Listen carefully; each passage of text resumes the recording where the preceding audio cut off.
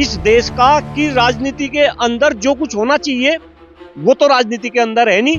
मैं तो पूछना चाहता हूं, आज से 9 साल पहले जब केंद्र में भारतीय जनता पार्टी की सरकार आई, तो जिन मुद्दों को लेकर भारतीय जनता पार्टी की सरकार आई, लोगों ने भारतीय जनता पार्टी को जो है प्रचंड बहुमत दिया।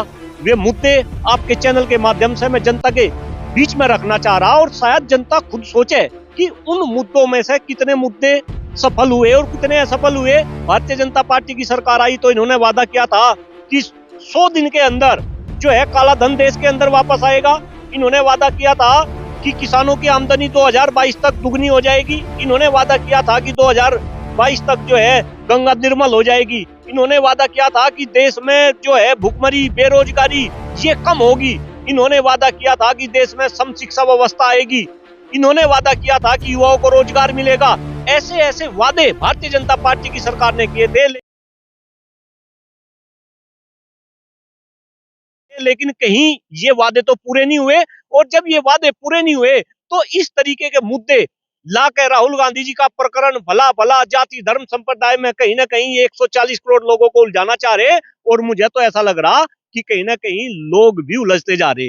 लेकिन आपको नहीं लगता जो सब भाजपा ये कह के आई थी कि भाई 70 सालों में कुछ नहीं हुआ, आपको भी नहीं लगता कि वो सही कह रही है कि भाई 70 साल में कुछ नहीं हुआ, हमारे ही समय में सारा काम हो रहा है? नहीं भाई, क्यों नहीं, ऐसा ऐसा कैसे कह सके कि 70 सालों में कुछ नहीं हुआ इस देश में। अरे मैं तो बचपन से सुनता हुआ आया भाई, यहाँ तो जो है सड़कें नहीं थी, जो है चलने के लिए जगह नहीं थी, हमारे पास तो खाने के लिए अन्न नहीं था। अमेरिका से लाल गेहूं इस देश में आता था। हरित क्रांति आई, कौन लेकर आया? कांग्रेस लेकर आई। आईआईटी बने, एनआईटी बने, आईआईएम बने। शिक्षा व्यवस्था इस देश के अंदर अगर सही हुई, बल्कि इन्होंने तो सब कुछ लूट लिया। अरे ये तो भाई, ये तो कहते थे ना, वे तो गोरे अंग्रेज थे, ये तो काले अंग्रेज के रूप में इस देश को जो है लूटने लग रहे। लेकिन दुर्भाग्य है इस देश का, और दुर्भाग्य है 140 करोड़ लोगों का, कि कहीं ना कहीं इनकी चाल लोगों को समझ नहीं आ रही। लेकिन अब धीरे धीरे, ये मेरा अपना व्यक्तिगत मानना है कि धीरे धीरे लोग जागरूक हो रहे। अगर डॉक्टर कुलदीप मलिक जागरूक हो रहा तो धीरे धीरे लोग जागरूक हो रहे, और कहीं ना कहीं लोगों को इनकी चाल समझ आ रही। आपको लगता है कि अभी तक समझ नहीं रहे थे, अब समझ रहे हैं? नहीं नहीं, बिल्कुल बिल्कुल समझ आ रही है। मैं तो खुद अपना एग्जाम्पल दे रहा भाई, मैं भी ऐसा ही था, मैं भी इनकी वाहवाही करता था। लेकिन अब अगर मुझे समझ आ रही, आपको भी समझ आ रही, क्योंकि आप इसी तरह के क्वेश्चन मेरे से पूछ रहे। तो जब मुझे समझ आई, आपको समझ आई, धीरे धीरे ये चैन आने वाले समय में आगे बढ़ेगी, और कहीं ना कुछ बदलाव आपको देखने को मिलेगा। वाले प्रधानमंत्री हैं और उनको देखते हुए तमाम ना भ्रष्टाचारी लोग हैं, एक मंच पे आ रहे हैं, मोदी जी कह रहे हैं। हाँ, 56 इंच का सीना है, देखा होगा आपने भी मीडिया के अंदर, बहुत 56 इंच का सीना जो है दिखा कि भाई मोदी जी इस तरीके की बात कर रहे हैं। लेकिन वो 56 इंच का सीना आज फैल होगा, क्योंकि इन्हीं मोदी जी को 100 दिन के अंदर काला धन लाना था। इन्हीं मोदी जी को देश के अंदर जो है भ्रष्टाचार को हटाना था। इन्हीं मोदी जी को कहीं ना कहीं देश के अंदर महंगाई को कम करनी थी। है हुआ कुछ तो कहाँ गया 56 इंच का सीना? एक मंच पे इकट्ठा हो रहे हैं। नहीं, किसी के कहने या ना कहने से कोई फर्क नहीं पड़ता भाई। भ्रष्टाचार तो आप भारतीय जनता पार्टी की सरकार में देखो, बिल्कुल दावे के साथ डॉक्टर कुलदीप मलिक इस बात को बोल रहा कि आज हर डिपार्टमेंट के अंदर भ्रष्टाचार तो चरम पे है। अभी अडानी प्रकरण आपने देखा नहीं किस तरीके से? अरे श्रीमान जी, अगर सीबीआई से विपक्ष डरता तो क्या इस तरीके की बात होती? नहीं होती। ये तो एक प्रोपोगंडा है। इस प्रोपोगंडा के तहत कहीं ना कहीं ये देश की जनता को जो है बहलाना चाह रहे, फुसलाना चाह रहे, और उन्होंने बहला लिया, फुसला लिया। अब तो 9 साल हो गए, लेकिन शायद धीरे धीरे लोग जागरूक होने लगे। मैं तो कह रहा कि राजनीति के अंदर जो मुद्दे होने चाहिए वे मुद्दे तो है गायब। मैं घूम फिर के फिर अपने 4 मुद्दों के ऊपर आना चाह रहा। राजनीति के अंदर मुद्दा होना चाहिए इस देश की बद से बदतर होती हुई शिक्षा व्यवस्था का।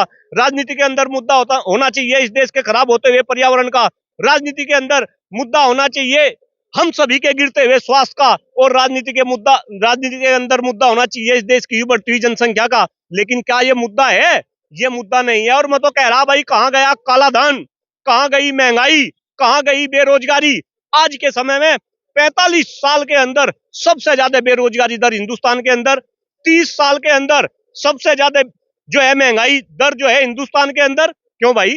अगर ये बात डॉक्टर कुलदीप मलिक को समझ आ रही, करना चाहते हैं, कह रहे सुपारी ले रखा है, देश के लोग भी, विदेश वाले भी सुपारी ले रखे हैं मोदी जी की। ऐसा है कि हैं। ऐसा है मान्यवर, किसी के कहने से कुछ हो रहा क्या? जब आप जागरूक होगे, हम जागरूक होगे, तो धीरे धीरे ये जनता जागरूक हो जाएगी, सच्चाई सबके सामने आएगी। सच्चाई छुप नहीं सकती किसी के छिपाने से, और खुशबू आ नहीं सकती कागज के फूलों से। जी मोदी क्यों कह रहे हैं कि भाई हमारी सफाई ले रखी है, देश में भी विदेशों में भी? नहीं, मोदी जी तो कुछ भी कहेंगे। मोदी जी तो ये भी कह रहे थे कि हम काला धन वापस ले आएंगे। मोदी जी तो पता नहीं क्या क्या कह रहे थे। अभी जो है प्रकरण आया डिग्री का, आज जो है प्रकरण चल रहा कि भाई मोदी जी की जो है डिग्री भी फर्जी है। अरे इस देश, अनपढ़ कहा जाएगा देश के नहीं प्रधानमंत्री को? नहीं, अनपढ़ कहा जाएगा तो क्या वो अच्छी बात है?